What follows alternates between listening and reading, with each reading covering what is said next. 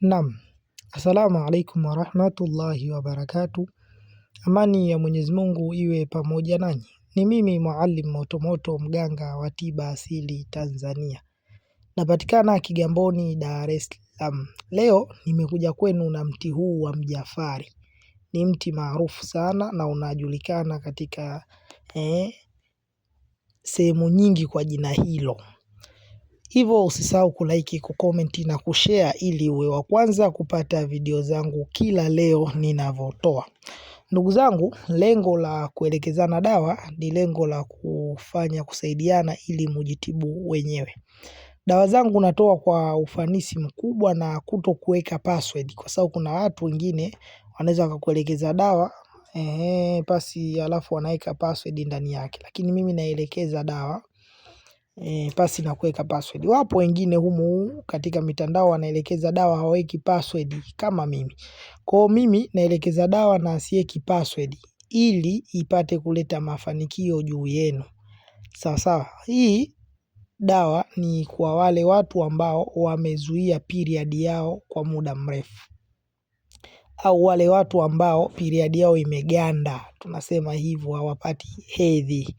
Ikiwa wewe hupati hedhi kwa namna yote, ulitumia labda kinga, ulitumia kijiti, ulitumia uzazi wa mpango wa aina yoyote, baada ya kutoa hedhi ikagoma, umehangaika unahitaji irudi haitoki, ama kwa namna nyingine yoyote ile, ikiwa unasumbuliwa na maradhi ya kijini lakini hedhi imeganda na namna yoyote ile, basi hii itaenda kusafisha ile mirija tunasema ya uzazi. Itasafisha mirija ile vizuri na itatoka hedhi yako na itajipanga katika mfumo mzuri, au mfumo ule ule wa mwanzo. Nini cha kufanya? Cha kufanya, nenda katafute mizizi ya mti huu. Sasa ukishapata mizizi ya mti huu, rudi zako nyumbani. Baada ya kurudi zako nyumbani, utakata vipande vizuri vya urefu wa mkono, kidole cha shahada hichi.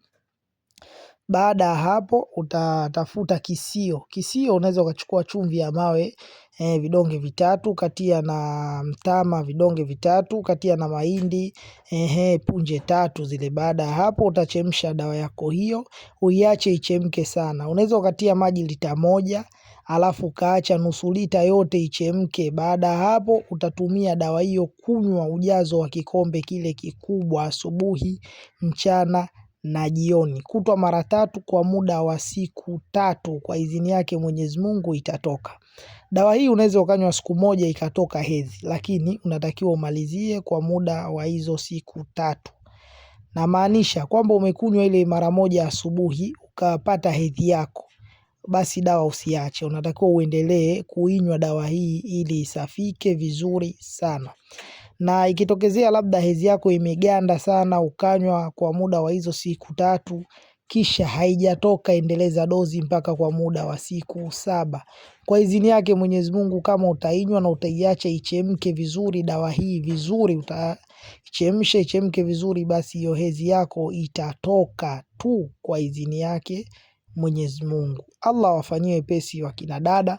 Zipo dawa za mimba nimeelekeza. Baada hii mtatumia hiyo, mtapata ujauzito insha Allah.